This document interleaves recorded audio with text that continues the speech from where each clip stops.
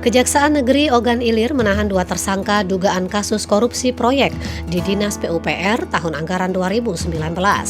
Proyek dimaksud adalah pekerjaan peningkatan ruas Jalan Simpang Pilip, Desa Rantau Alai, Kecamatan Rantau Alai, Kabupaten Ogan Ilir.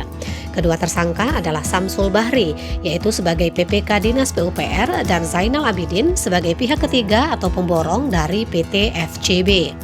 Sebelum ditahan, kedua tersangka dilakukan pemeriksaan lebih kurang 5 jam di Kejari OI, lalu digelandang ke Rutan Kelas 1A Pak Jo Palembang.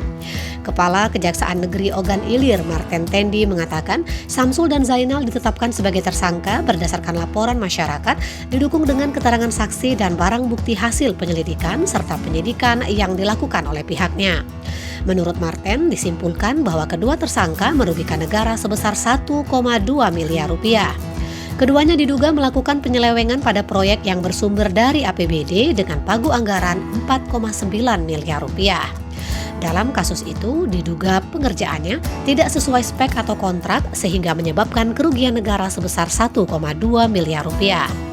Pria kelahiran Jayapura 14 Juni 1970 ini menambahkan kedua tersangka dijerat dengan pasal 2 ayat 1, junto pasal 3 Undang-Undang Tindak Pidana Korupsi nomor 3 tahun 1999 sebagaimana telah diubah ke Undang-Undang nomor 20 tahun 2021, junto pasal 55 ayat 1 ke 1 tindak pidana dengan ancaman hukuman minimal 4 tahun dan maksimal 20 tahun penjara.